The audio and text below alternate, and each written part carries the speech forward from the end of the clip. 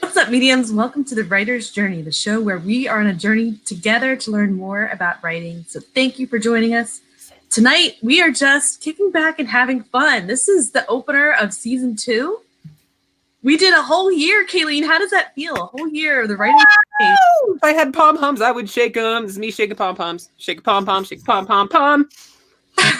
Whole year of learning stuff and just bringing people on the show and talking, and it's been a lot of fun.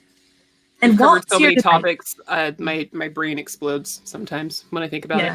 Pretty much every Thursday night, you have to sleep it off. Yeah. And Walt's here. Hey, Walt. Hey, Walt. Like I was saying in the pre-show, I am underdressed. You guys have these very festive KSM shirts, and I'm like rocking black. And we have the shoulder tilt, the model on the runway and the catwalk. The swords behind you kind of make up for it. Totally. They're a lot of fun. They're a lot of fun. You can't see my knives or swords because they're not in camera view, but they're there. Oh, you could always just swipe them by the camera. Oh, I suppose I could. Gotta what do we got? it, though. What do we got? Ooh, wow. Nice. All right. Okay, hold on. That Wait a minute. looks sharp and serrated. Oh, I love it. All right, so it has these bits. Oh, yeah, there you go. On it, guys, and a sharp, pointy end. Right, and now let's go. Let's go this way. Hold on, gotta back up. Right, so now we have the kukri. See, I love that one.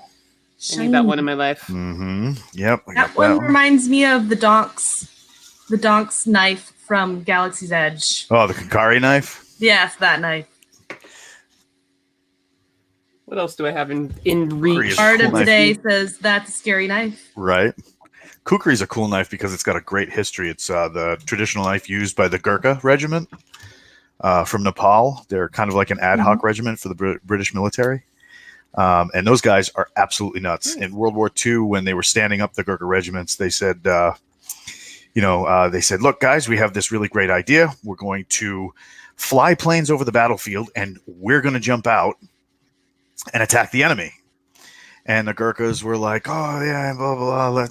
Okay, let's do this. And he's like, so how many volunteers do we have? And one guy steps forward, raises his hand, and says, do we get parachutes, sir? And he said, of course you get parachutes. And then the rest of them volunteered. So there was like 100 of them that said, no, yeah, we'll just jump out of planes without chutes and go at the enemy. That's fine. So that should tell you something about the Gurkhas. Bill Frisbee said Gurkhas are the only ones who can bring a knife to a gunfight and win. Ooh, another knife. Yeah, Bill is correct. Those, if you've seen what they do with these knives and the architecture of the knife and how they use them, they're just brutal. So tonight we're having an AMA, an Ask Me Anything. So if you're live, go ahead and pop your questions in the chat. If you're listening to this later on audio, my apologies. You're missing all the cool visuals. You should have been here live. I guess the first unspoken question was, show me all your knives, please. Oh, this is going to take a while. Oh, man. No. Well... Yeah. I don't have a knife, but I've got a cool box here that I found out. It's old, okay? I found out this is a cricket box. Oh, no kidding. In the 1800s, their alarm system was you put a cricket in the box, like Jiminy Cricket. And then if someone walked into your house, it would stop. Get quiet. And then someone walked in. Bad dudes. Right. Get out your knife. That's pretty cool. Anyway, show and tell tonight. You guys got knives. Got a cricket box. All right. So we have some questions already. Questions from the audience. That's exciting. I know. I just got to scroll all the way up to them. First question was, is AMA like MMA? If you're doing it right, yes. Rick Partlow, you're my hero. And I'm going to show this one. It's totally one that, I'd probably only use in a very dire situation because it's a little, but it's Batman. Wow. Yes. That is very sharp. So sharp. In Filipino martial arts, they have a thing that they use sometimes to augment their hand strikes called an ilisi palad. It just means a pocket stick. It's kind of like if you were to take a pen. Where's my camera? Right there. And you wrap your hand around it, just like your Batman knife. And now you have pointy end and a blunt end, and you use it to strike certain spots like under the nose, next to the eye, or mouth, throat. So you could do those same techniques, like you would box or just straight up punch a dude with that knife held in that same position, and dude, you could wreck somebody. Yeah, that's what I was thinking. Yeah, pretty much how I hold every knife. Yes. You could take someone's life pretty easily that way, or just make their day very bad. Quickly. My favorite thing to do, of course, is instead of the sharp and pointy, take a Sharpie marker, because you can still get that extra impact with the marker, because it's usually made of carbide plastic. And then once you knock them the F out, you can take off the cap and just write ass face, like right here. Really, really humiliate. If I can't talk tonight, humiliate them. There we go. Kaylee, remember that time we were stuck in Las Vegas at night? We were like, how are we possibly going to get home?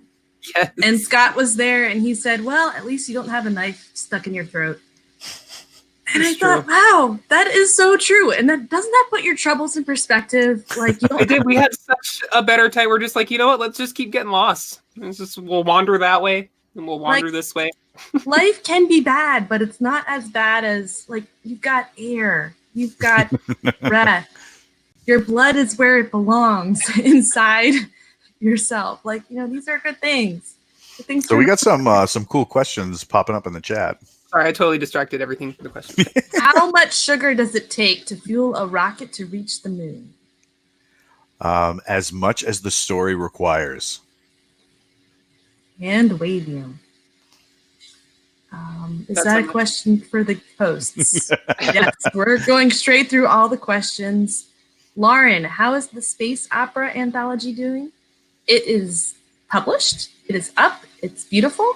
The stories, I love them, and I really enjoyed reading them and working with them. We've got some reviews. We could always use more, of course. That's as far as I know.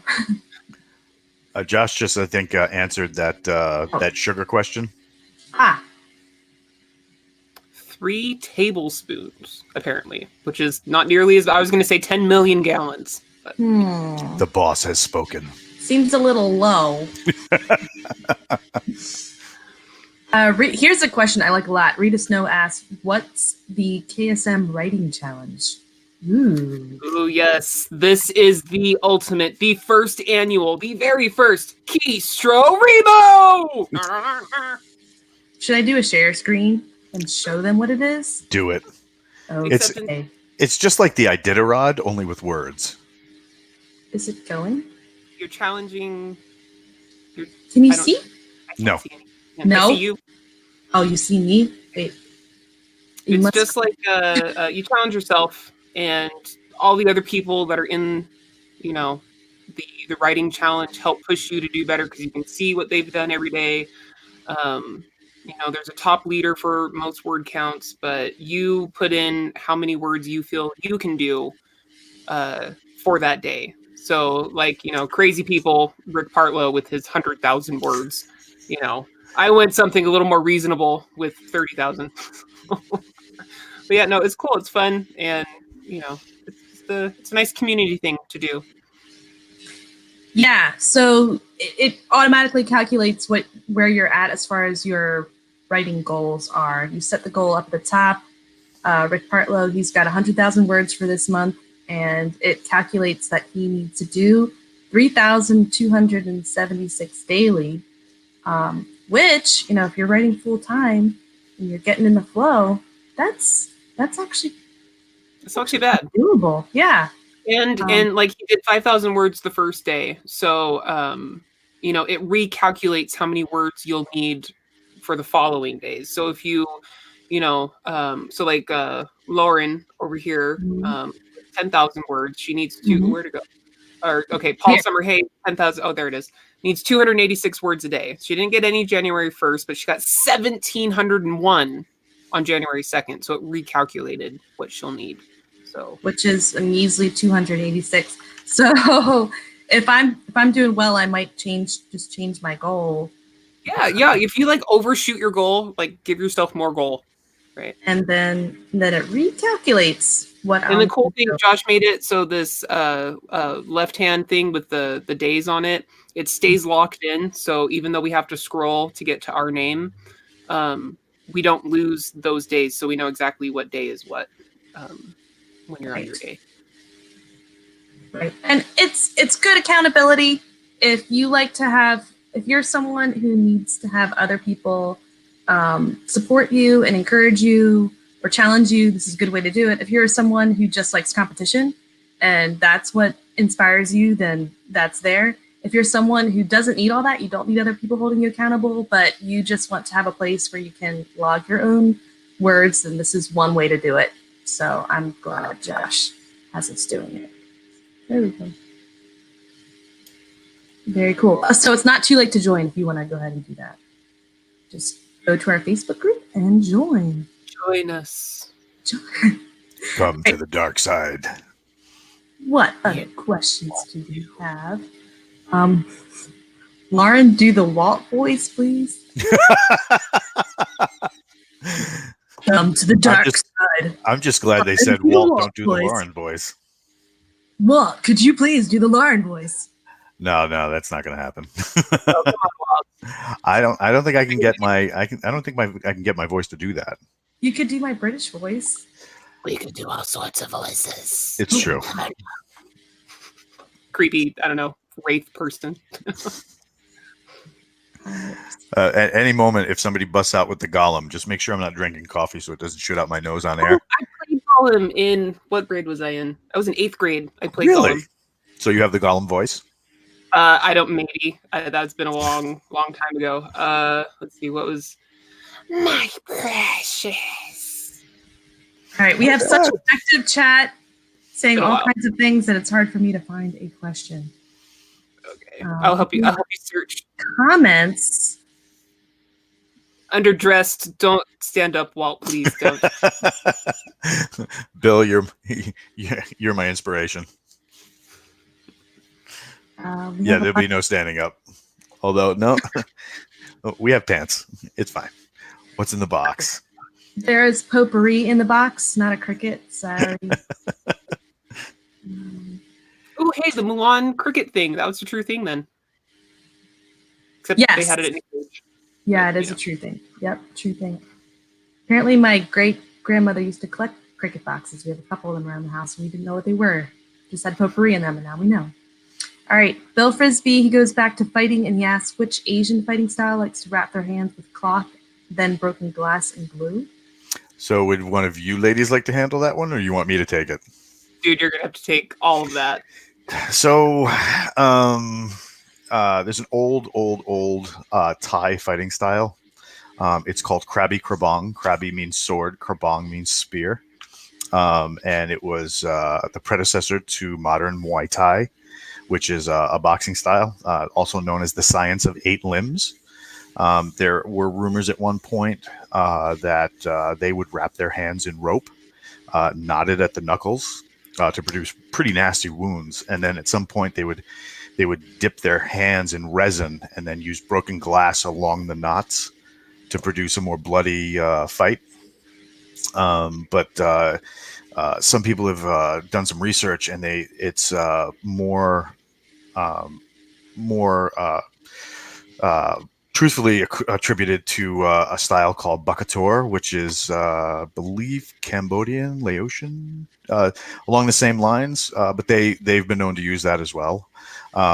The glass thing was usually for feuds between families, and it was usually only you wouldn't have a full match like that. You'd have dudes who would basically throw shadow boxing at each other, and the first one who actually could make contact on the other guy and draw blood, they would usually stop the match, because those fighters were usually a big investment to those families. So please don't kill my fighter. Yeah, exactly. I mean, you spend 2 to 3 years training somebody and getting him in that kind of proficiency, shape, and the ability to do that kind of damage. You don't want one savage punch to just rip a tendon or shred a muscle batch of muscle fiber, and then they can't fight ever again. So usually it was done to first blood, and then that was stopped. So I hope that answers it, Bill. Of course, he probably knows that because he's a fighter too, jerk. He just wants to know if you know it. It's called The Jerk is gonna mess you up. Yeah, All right. got the smiley face. Nick Partlow asks, do any of y'all three do dictation? I only dictate if I have to handwrite stuff out, and then I will dictate in those handwritten things. Saves me gargantuan amounts of time. I can't dictate out of my brain mass because, as y'all know, my brain mass likes to flubberdub half my words half the time, and then the other half the time I'm halfway through a sentence and it's just like a deer in headlights, and I'm like, what were we talking about? And I haven't even finished the sentence. So yeah, I read from script, dictate. I've used sometimes Word's little dictation tool just to speed up the process a little bit, but only here and there. And then the other time I've used dictation is when I'm stuck on the scene. I'm not sure how it's going to go. I'm not sure how it's going to play out, particularly if it's an action scene. And I've gone on a walk and taken it with me and spoken into it. But I usually write best typing or handwriting. Yeah, I'm the same way. I do dictation for like story setup, and especially like when I'm walking my dog. He's really hard to wrangle, so you got to be on your game. So to have a running mic and just thoughts and ideas, and and it's always fun too to later play that back, and you're writing everything down to kind of get everything in place, and you hear. You're talking about that story beat. Marine takes rifle and, oh my God, dear God, no, get out of the tree. Stop humping that mailman. You know that it was a fun day no matter what. It'll get in your manuscript. If we're lucky. All right. Questions. We're in 2020 or 2020. What are we looking forward to this year? Marines like an hoorah! Yeah, tell us about that, Kalene. How's that going? So excited. I could just like spit all over the place. I'm super excited. We got technically the second draft of our armor or special armor that they get once they get involved with this organization thing. And colors to follow. It won't be white. I know it was sent white, but so we could see details and stuff. It's going to be black, and there's going to be cool things. And we're thinking ships and stuff and books and spring. We're aiming for spring. Spring launch for your Marine Luck and Oorah book series. Marines Luck and Oorah! Yeah. Now, did Bill train you how to say that properly? Probably not. I'm probably butchering it horribly. But we have a meeting on the 4th, so he can do it then. There you go. Rah. Well, the book I wrote with Josh and Scott, it's done. Ellen just wrote a fantastic blurb for it, and it's ready to go up on Amazon. Josh is putting the finishing touches on the formatting itself, and it's going up. It's not up on Amazon now. Well, it has to go through the process on Amazon, but it's very close to being ready. To be seen. And then I have another book with Richard. That book has gone to Ellen, and I have to go through the edits, and then we're looking at publishing it in the next couple of weeks. He's finishing very up. close. Yeah. Now, what was it like to write a book of that caliber? Because I mean, mostly on the show, you get guys who, or folks anyway, who mostly deal in fiction. So to write a nonfiction book about like technique and tactics of writing, how was that? Oh, well, actually, the nonfiction book, I find that pretty easy to write. Really? Well, I've written a lot of English papers and history papers back in the day. And then as an editor, I write reports, sometimes manuscript assessment reports. So the nonfiction writing comes a lot quicker to me than the fiction writing does. Also, for this book, I used a lot of information from the podcast. I had 3 years of podcast to pull from. So when I found sections that would work and apply, I would, listen to the podcast, retype it up, rewrite it so it all flowed and made sense and stuff, and then worked it into the passage. So a lot of the content was there. I just had to, find it, mine 3 years of Keystroke Media episodes in order to find it, but it was there. Speaking of which, you guys are usually pretty organized on these shows. What in 2020? What do we have for like an upcoming show schedule for the writer's journey? Well, Lauren, brains behind that. For January, Variant Press is pretty much taking over our show schedule. We have Terry Maggart coming on next week to talk about pacing, and building tension. And he's a creative writing instructor. So he's got a lot planned. He has material, he has examples from his favorite authors that have good moments of building tension. And he has different methods that he's kind of keyed in on, and he's going to explain it all next week. And then after that, we're having Jan Cheney and Molly Lerma on the same night, and they're going to talk about how to deal with your public. So, as an author, we're all just normal, everyday people doing normal, everyday things, and we don't think about being a public figure. But when you become a public figure, you have to deal with that, and it's a blessing, but it's also something that you got to juggle. So they're going to come on the show the week after. So next week's the 9th, the week after that, the 16th, to talk about that and to field some different questions. And then after that, Terry's coming back on the show to talk about an idea he calls critical spacing, which is to look at how your page looks as a page and how the words on the page. Man, the OCD in me was just like, yes. If the words don't visually look right, I'm just like, okay, how can I make this paragraph not look like a giant ugly block? And I'm just like, yeah, that looks pretty. It's just something that most authors, just doesn't really come into the brain space too much. But when you have a book that does use it well, it can have a neat impact. And he's going to explain a whole lot more. But that's January. I'm not a crazy person. There's a thing for it. After that, I had 2 ideas, and I didn't know which one to go for, and I wanted to ask the audience before. Yes, audience poll. One idea was to look at author tools, like to get the Reedsy guy on, Ricardo Fayette, to get him on. Oh, I thought you were going to talk about Lauren's knives. Well, not knives. But different tools that can help authors, and to get the makers of those different platforms and software programs and maybe editors and formatters, to get them on the show, podcasts, I don't know, to get them on the show to talk about what's out there and available for authors to use. That was one idea. And then another idea that Kalene and I have wanted to do for a year now is to have a segment on a series on editors, and to break down the editing process into different topics, and to get a whole bunch of different editors on the show. So which one would you guys want to hear? Which one interests you more? We would love to hear and to know that. So let's know. Let's go, people typing. You're being slow. Oh, there we go. Part of today, do the editor one. What about you? What's going on for 2020? Well, part of that is me trying to be as supportive as I can for my wife when she kicks cancer's ass. So that'll be totally gonna break my. Sorry, I'm really excited. Almost broke my microphone. Whoa! Right. Kick its ass. Okay, I need to fix. Plus, just tons of audio narration, and then we have a book series coming out very, very soon.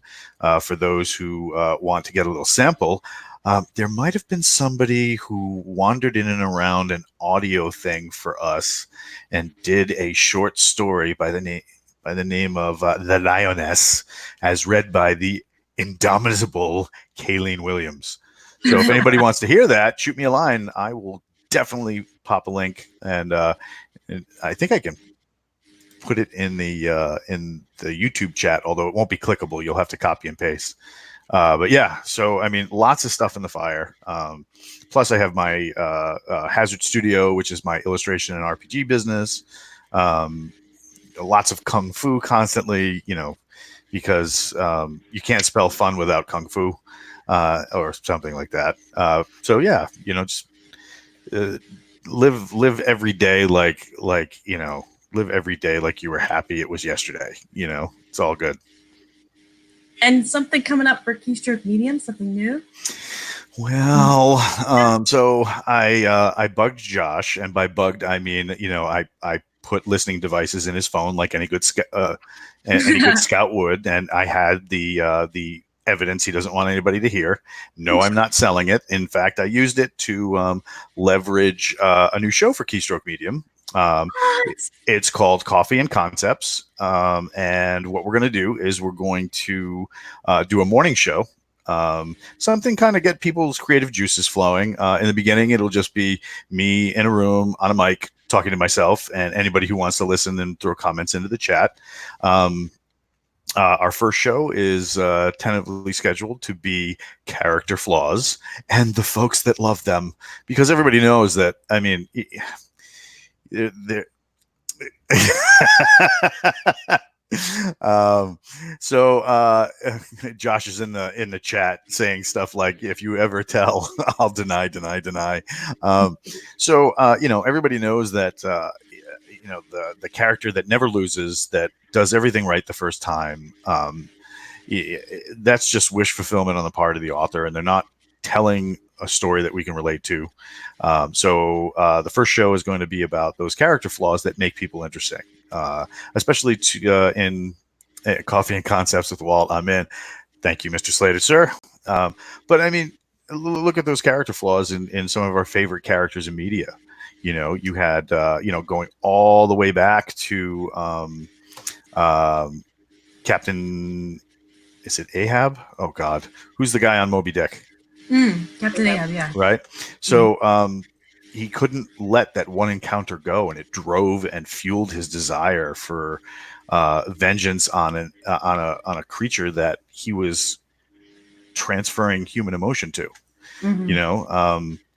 You look at my favorite book of all time is The Old Man and the Sea. I love that book. I have a like deep-seated need to read that book every few years, and that man's flaw wasn't his age, and that's what it made it seem like in the beginning of the book.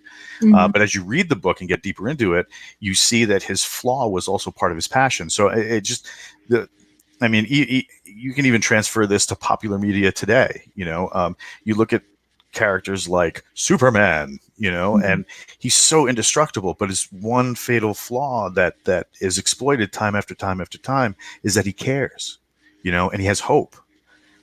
Peter Parker, his flaw, he's a kid, while he has these incredible powerful abilities. What is his downfall is that he's flunking math because he's always out swinging on webs, and he's trying to take care of his sick aunt. So I just, that was a neat show, or that will be a neat show to record and hopefully talk with some people. And, we got a whole bunch of things lined up. But what we did was, just as a pitch to Josh, I put together an intro segment and put it to music, and I showed it to you guys. And cool. But the great thing is that last piece is just me kind of like, hey, how you doing? And holding up a coffee cup. But I can switch that out to any of the hosts. So if anybody else on the Keystroke Medium side wanted to plug in and, like, say some of our British brothers and sisters from across the pond who are Keystroke members wanted to do one super early for those like early risers in America who write at like 2 or 3 a.m., or somebody on the left coast who wants to do something late morning because, their early morning is our late morning, and so forth and so on. And we can plug any of those hosts in. So if they want to use it, they can totally use it. It just gives us another platform that we can do anytime the mood strikes us at an early thing when we're getting going, a little caffeine, a little, story idea, and boom, we're off and running for the morning. So I just thought it would be a neat plan. Like I said, I bribed the crap out of Josh, and it was fun. Can't wait. Rita Snow says, nice, morning show sounds fun. I'm in. That sounds like a lot of fun. Right. And of course, I have like mollywomped a whole bunch of coffee companies. So for example, we got Death Wish Coffee on board. So we'll be trying some of them. We got Wake the F Up Coffee. We'll be sampling some of their stuff. Of course, Black Rifle Coffee. We'll be sampling some of this stuff.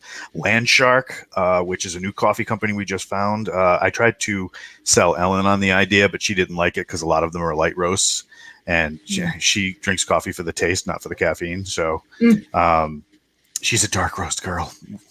Well, obviously. But Landshark Coffee is a coffee company that somebody like Bill might appreciate because it was created by a group of Brazilian Jiu-Jitsu guys who didn't want to drink crap coffee after they did their morning workout.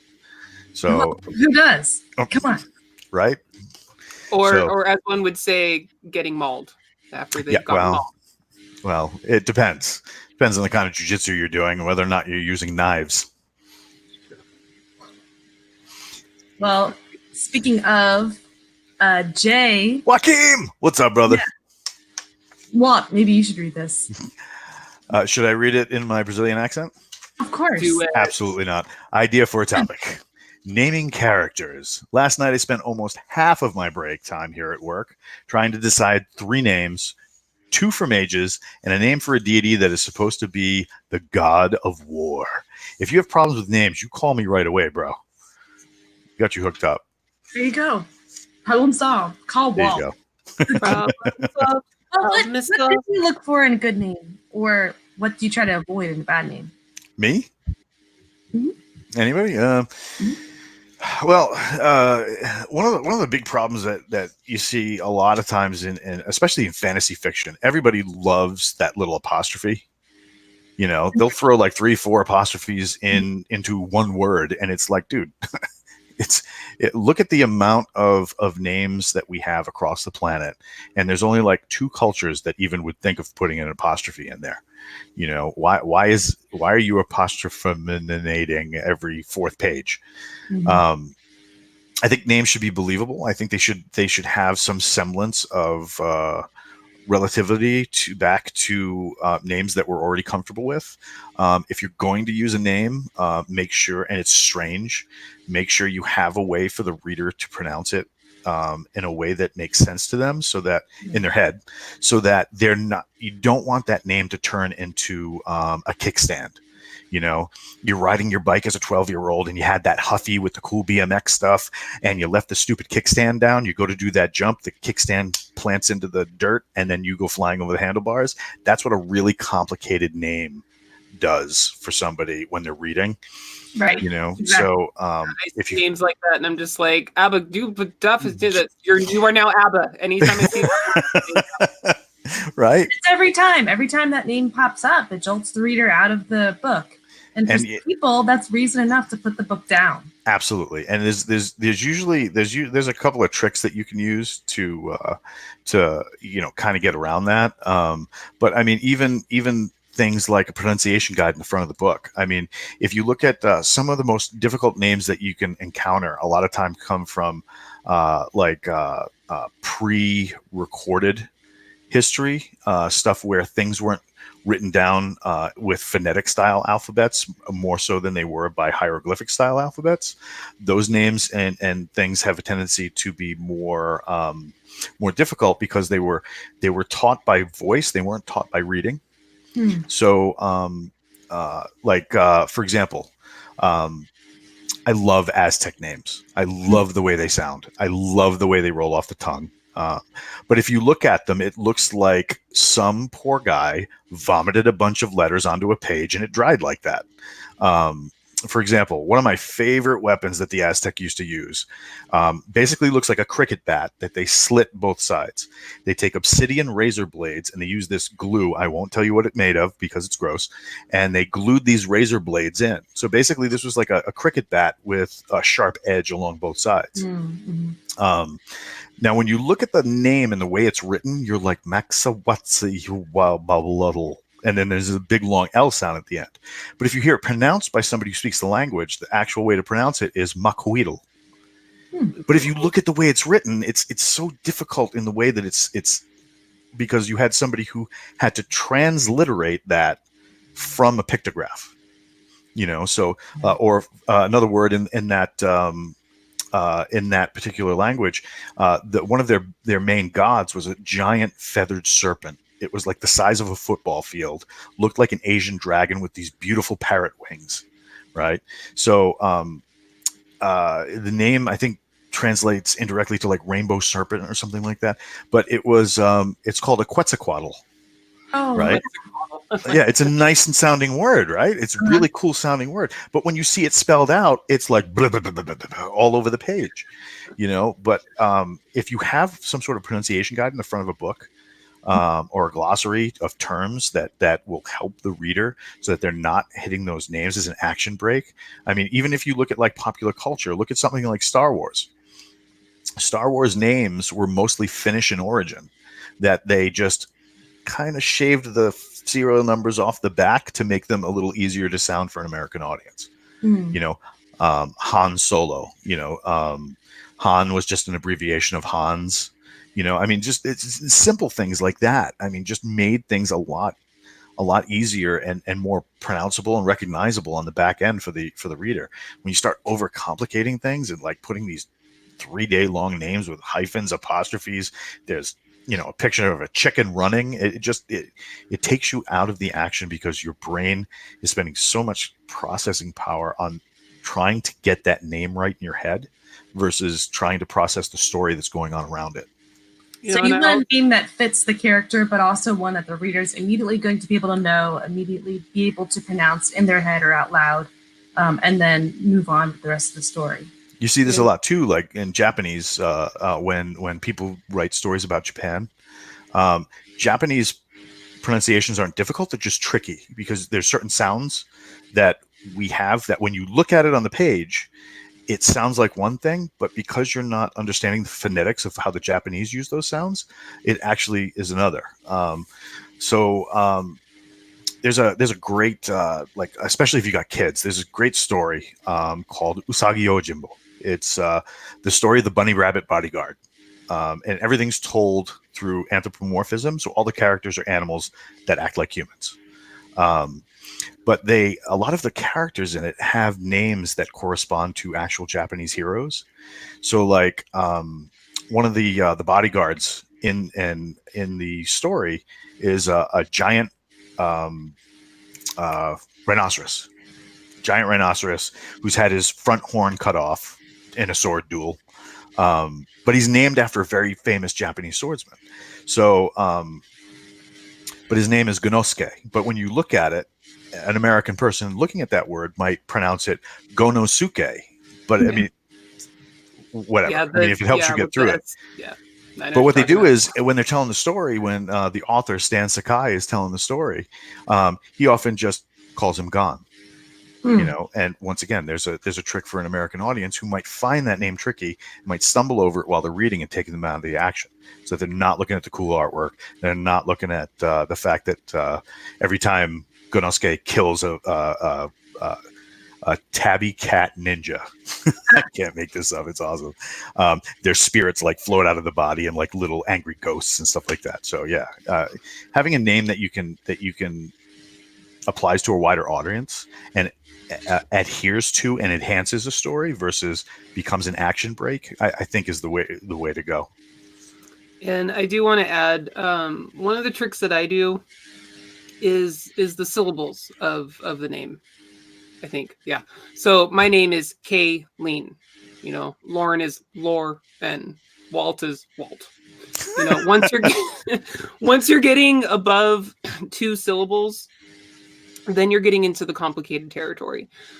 So you like Brittany, Brittany, like that's 3 stops that they have to do to think about. I reserve very, very few characters for anything above 2 stops in a you know, whole sound.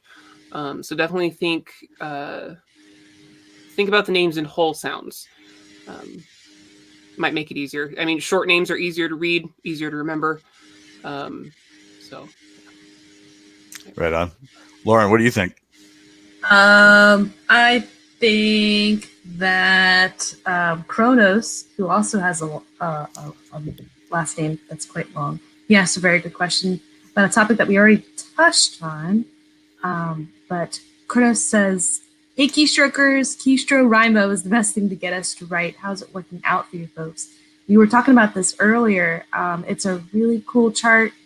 Personally, I've loved waking up in the morning going, I have to get writing done today. I missed it Thursday. I have to get writing done today because, that chart is there. So yeah. And I'm also really curious about what everyone's writing. What are all these projects that are on the sheet? Ooh, that's interesting. So, maybe it would be a cool thing to have people go to the Keystroke Medium group on Facebook and post their word count for the day and what story that they're doing. Oh yeah, what do those words equate to? Yeah. I think Kronos is on the list, so I wonder how he's doing it too. Ooh, that's a cool question too. But before that, Kronos was saying at Walt, I can't pronounce my whole real name. I feel you. All right. Well, earlier we asked the audience whether we should do the series on editing next or the series on author tools, and it looked like the main vote was for the series on editing, which is awesome because I have a lot of great editors that we've met and would love to reach out to them and get them on the show to talk to you guys. We get way too excited about editing topics. It's not weird. All right. Any other last questions for us? Rita asks, why do you write in the genre you write in? Ooh. Since you're a guest, Walt, I want you to take that one. Oh, dear. I write mostly science fiction stuff. I really enjoy science fiction because you can pretty much take it in any direction you want. If you wanted to mix science fiction with fantasy, you get and I'm going to date myself, Thundar the Barbarian. There's even post-apocalyptic in there. If you want fantasy and space, you get Star Wars. If you want fantasy with a military bend, you get Starship Troopers. So, you can really take science fiction in a lot of different directions, and I think that's why it's the most fun for me to write. I've written fantasy before, and while that is a lot of fun, I find that if I have to write fantasy, I prefer fantasy where real consequences happen, because when I'm reading like epic fantasy, unless people start getting smoked every 30 seconds, I really don't feel a consequence.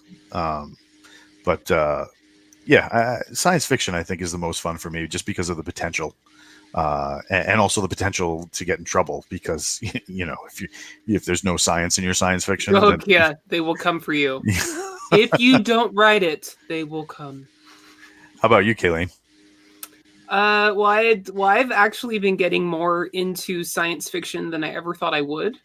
When I very first started writing, it was, I thought, all fantasy.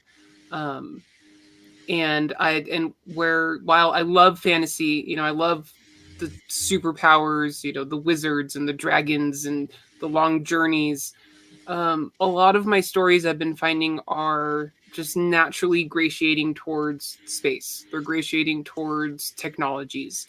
And I keep finding myself in situations where I'm turning into this needs to be, scientifically correct.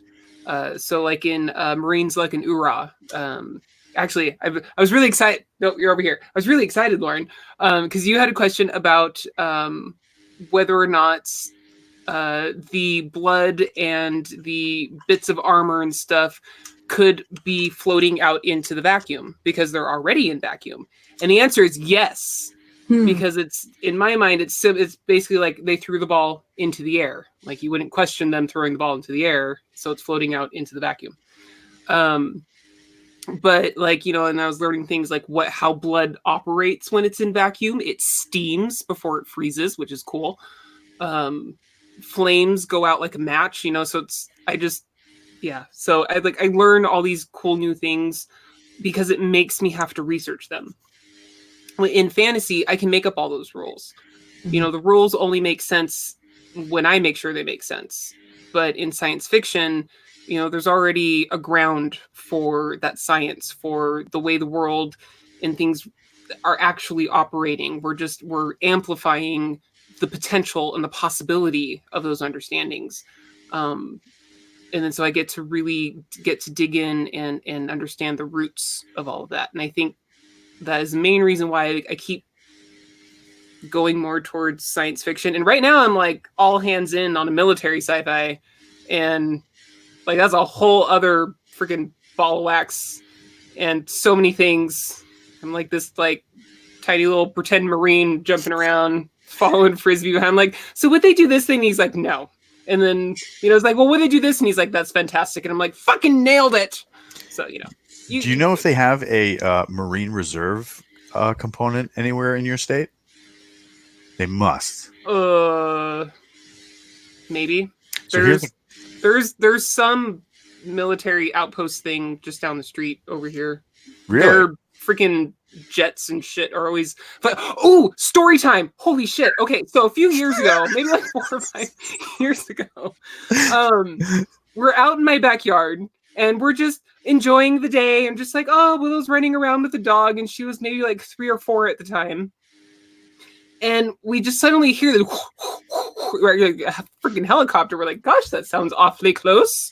So we come like walking out from underneath the overhang, and we're just like, freaking giant military with the guns and all the things that could shoot us and blow up our entire house and everything.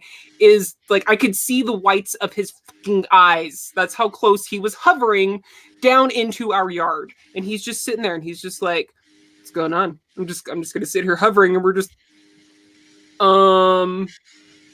what? So it's like I slowly get out my phone and I'm recording. Like seriously, like Black Ops freaking helicopter. I can see all the guns and the dude sitting in the chair, like ready, and then he just it was like 5 minutes of just like frozen. We're just staring at each other.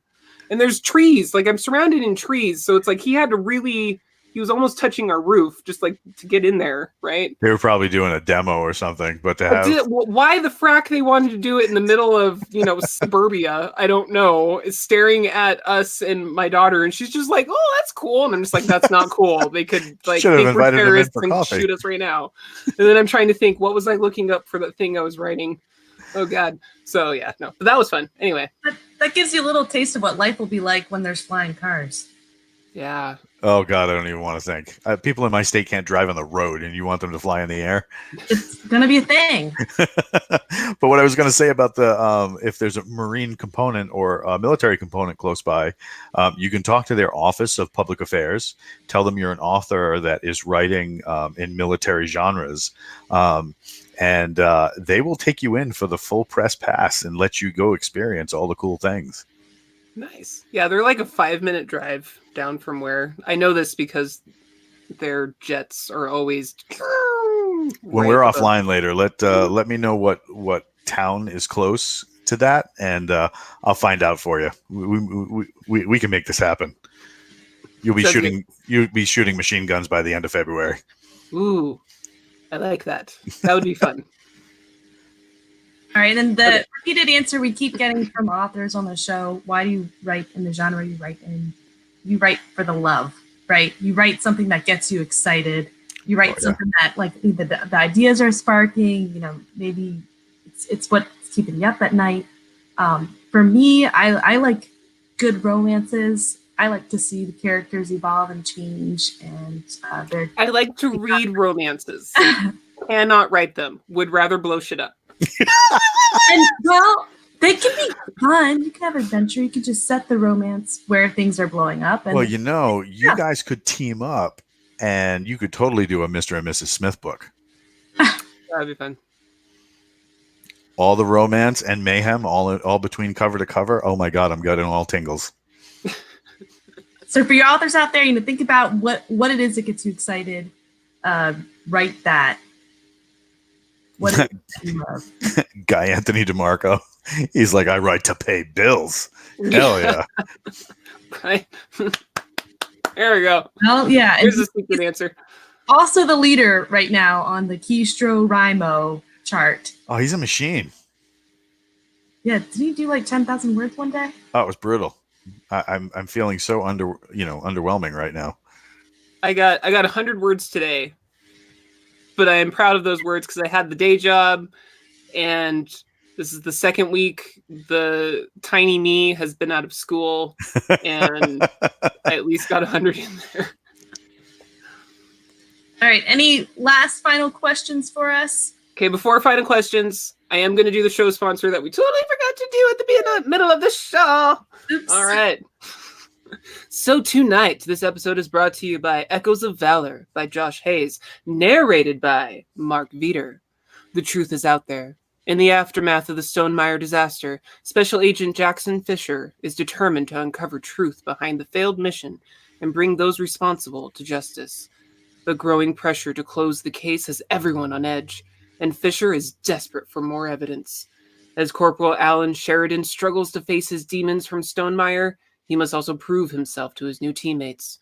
Assigned to the Alliance Marine Special Operation Command, Sheridan and the members of Team Valkyrie soon find themselves right in the middle of the biggest clandestine operation in the history of the Alliance. The search for truth, however, leads only to more questions. And with the Alliance on the brink of war, Fisher and Sheridan must race against the clock to find the answers that will put an end to the conspiracy that threatens to tear the Alliance apart.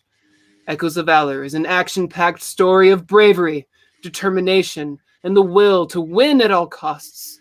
With higher stakes and deeper mysteries, the second book in the Valor series will keep you listening to the very end of Doom, because it's Josh Hayes, and you're welcome. You were getting really good at those show sponsors, I got to tell you. Oh, thank you. That's fantastic. Have you guys read the books? Which ones? Echoes and Edge of Valor? The beginning. Yes. Beginning oh my of God, they're Echoes. so good. I'm at the part with the doctor and the second person. You're at the which part? But is that in the first one or I don't even know now. What am I? Oh wait, I have my thing here. I don't even know what I'm reading anymore. That's how like crazy. Come on, like you're loaded. I really enjoyed Edge of Valor and Echoes of Valor both. I thought Echoes was a nice follow-up to have Sheridan in there on his follow-up from, because he was one of the interviewees from the first book. Okay, yeah, I'm 34% into Valor. Oh, nice. There we go. That's where I'm at. All right, Luke asked if we could do a second show. Oh man, you guys are sweet. For Thank Walt, you. White, and yeah, we'll just mention that there is a It's a GoFundMe from my GoFundMe. wife's work was nice enough to put that together for her. That's awesome. And there is a link on the Keystroke Medium's Facebook page. Thank you guys. That's awesome. Yeah, she's struggling, but she's making it through. She's such a champ, and former soldier. She's just an all around great person and like a rock star in real life. So like to have this happen, and to have her stay positive and do her things, and that's awesome. Thank you very much for mentioning that. Yeah, well, thank you for pushing through and coming on the show tonight.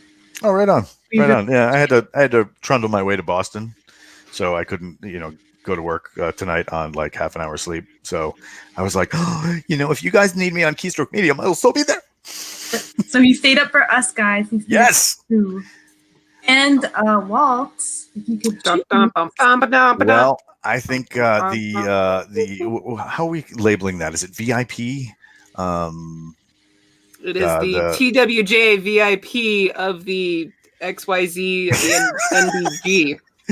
I'm gonna have to go with Miss Rita Snow today for her participation in the chat.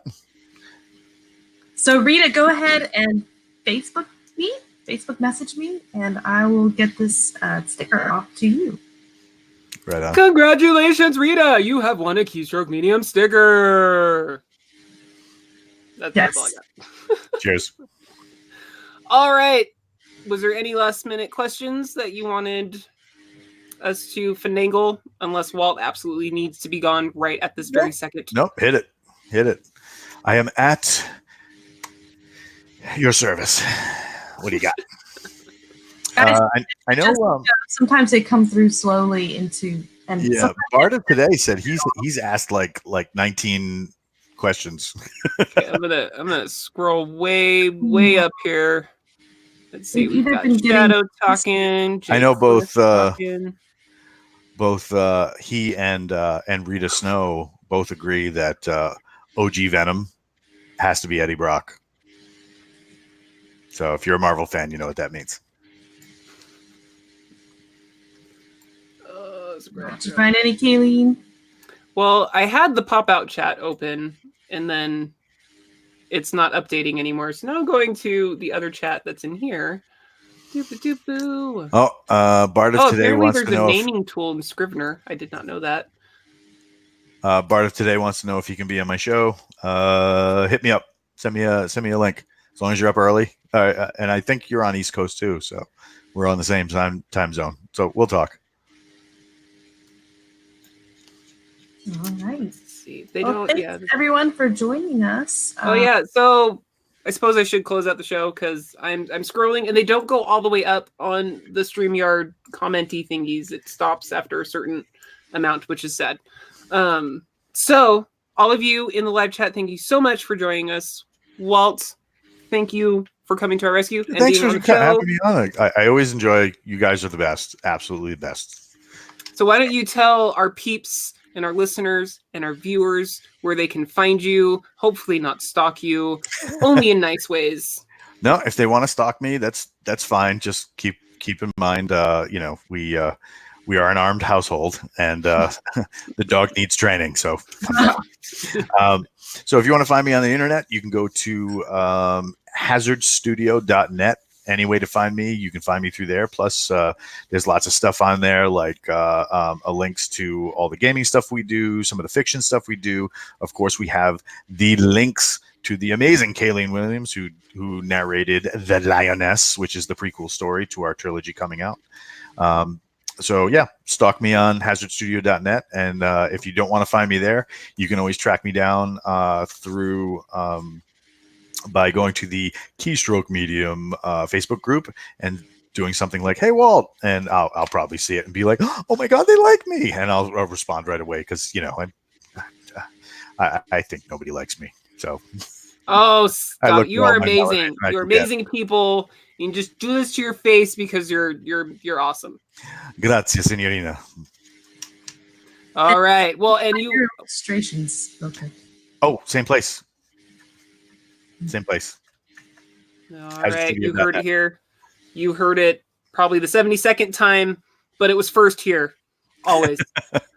Yeah, and you're going to be seeing more of Walt, which is amazing. I'm super excited for Coffee and Conversations. Is that what it was? Concepts. Coffee and Concepts. See, it's in there. I'm getting it. You know, the logo's malleable.